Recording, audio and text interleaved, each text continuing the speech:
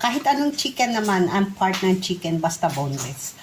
I-cover nyo ng husto ng breadcrumbs. Yeah. Gamitin nyo yung clean hands nyo unang salad.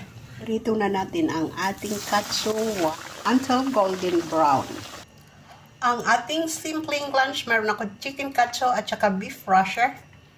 Kainan nila yan ng bread at ang aking salad.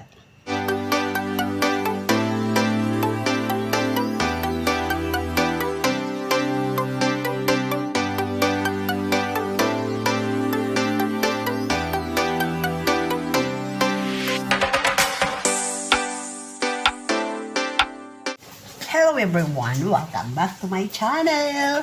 Guys, our video for today, gagawa ako ng napaka-simple, napakadali na chicken katsu. Ito lang ang ingredients ko, guys. Ito, chicken breast. Ito, boneless chicken yan. Kahit anong chicken naman, ang part ng chicken, basta boneless, ang gagawin ninyo. So, meron akong dito ang all-purpose flour, egg, at saka ang aking panko na breadcrumbs. Alam nyo yung nagpapaganda ng chicken katsu pag gumagamit kayo ng magandang breadcrumbs. This is not sponsor, pero ito ang maiging ginagamit or signature na ginagamit ng chicken katsu. So, asinan na natin, guys. Simple lang tong gagawin ko. I-dry mo nyo yung chicken breast or chicken na gagawing katsu. Lagyan ng asin. Inipis nyo. Medyo inipis ng konti. Tapos, lagyan ng pepper.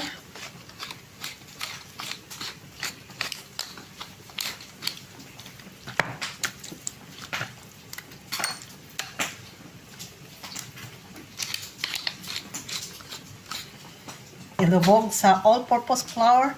Hindi ko na ito sinukat-sukat na mga all-purpose flour, na mga breadcrumbs, kasi alam ko naman na.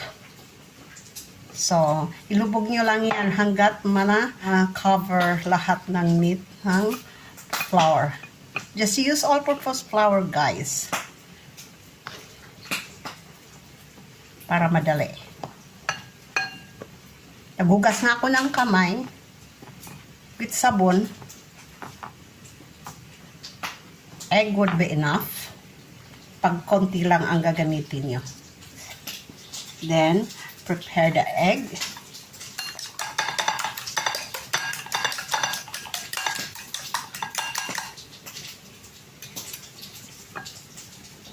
Dip into the egg.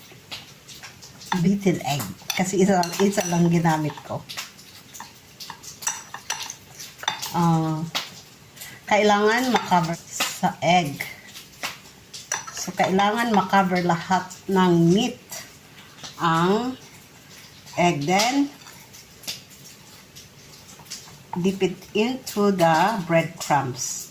Kailangan damihan ng breadcrumbs kasi yun nga ang nagpapaganda sa chicken katsu. Ayan, pwede na yan iprito, guys.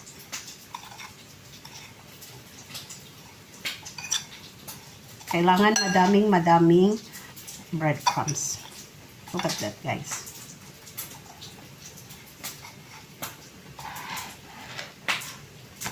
Lagay ko pala dito. Yan.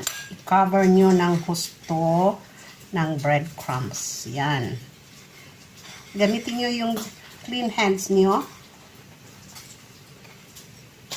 pag wala kayong gloves. Yan, okay na yan. Ayan na, ipiprito ko na ang aking chicken katsu at para makakain na sila. Gagawa rin ako ng salad. Sandali lang, guys. Isa-isa lang. May na ang kalaban. Iprito na natin ang ating katsu one at a time. In a medium heat. Huwag masyadong not too hot para hindi siya masunog. Until golden brown.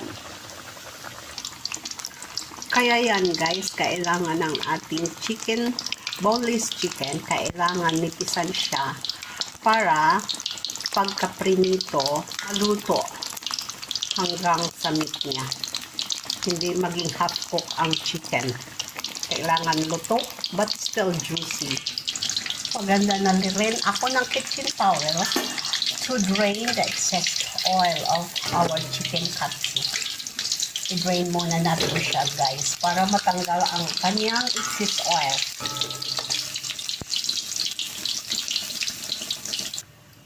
Kung pwede, itayo daw para ma-drain pababa ang oil niya. So, isasandal ko yan dyan sa wall. Sorry, guys. While waiting for my chicken katsu, magawa muna ako ng salad. Meron ako ditong lettuce, green lettuce, na aeroponic. Dinadalhan kami nito every Friday ng music teacher ni Jack. Mayroon din ako ditong avocado na masarap na masarap. Nung bumalik kami sa Malaysia, dinalhan ako ng kaibigan ko ng, tingnan nyo guys, ang dami-dami ng meat. Binigyan ko ito ng, ibinigay ko ito yung unang nahinog sa kapitbahay ko kasi kailangan niya yang kumain ng avocado. Kalalabas lang niya sa hospital, nagpa-angioplasty. Kaya, sabi ko, mga ganun-ganun lang kakainin niya. Mayroon na naman 4 na nahinog, ibibigay ko. Tanggalin ko to. Medyo, siguro pinisil-pisil ko yan. Okay, guys. Ito na, guys. Maggawa na ako ng salad. Ayan yung lettuce ko. Tapos, mayroon ako ditong eggplant na inihaw. Then, ubusin ko na ang aking lettuce kasi gusto nila yan. Then, ang aking avocado, slice ko lang ng maliliit. Kahit anong slice lang, guys. Sila lang naman kakain ito. Then, slice ko rin ang aking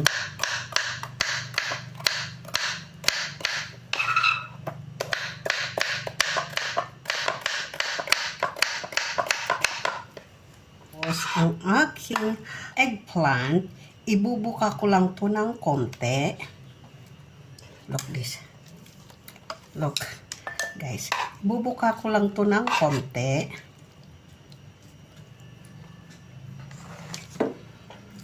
Ilagay ko siya sa plate. Like that. On. Kami lang naman ang kakain yan. I-slice ko ang aking big tomatoes. Scatter on the top.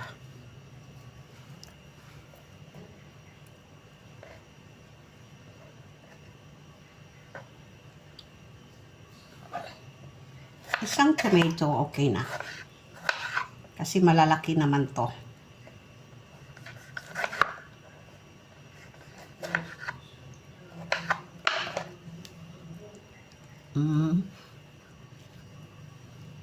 Parang hindi nakikita.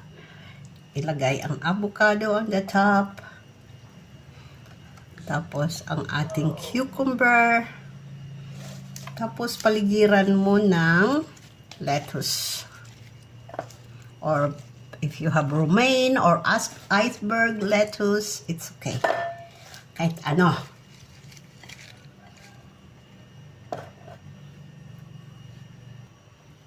I'm going to insert knife in here in the middle of this para medyo i-slice ko yung aubergine or ang talong. Para pagka kinukuha ay hindi mahirapan ang magsasandok or magkukuha ng salad. Now I'm going to make the dressing. Napakasimpleng dressing lang din, guys. Simpleng-simple lang. Basta masarap. Sandali lang. Linis-linis muna. Ang aking dressing. Ayan. Mga 3 tablespoon of olive oil. Tapos, 1 tablespoon of half tablespoon of mustard. Mix, mix. Mix, mix, guys. Mix. Then, lagyan natin ng konting lime juice or lemon or kahit kalamansi. Basta may asim siya. Kung ano lang ang available ninyo. And then, lagyan ko konting asin. Then, mix again. Tikman nyo kung sakto na ang timpla. Perfect.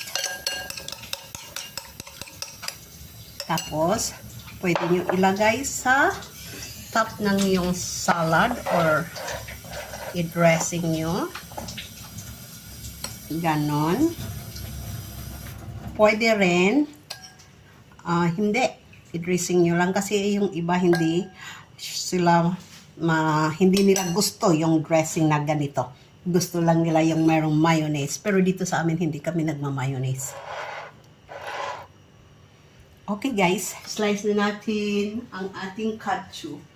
I need a big knife.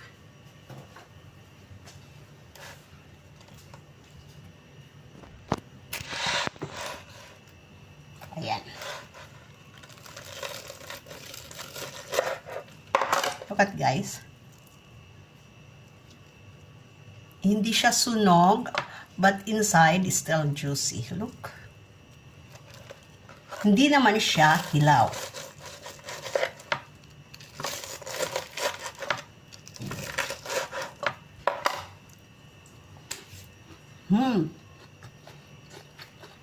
Tikman ko.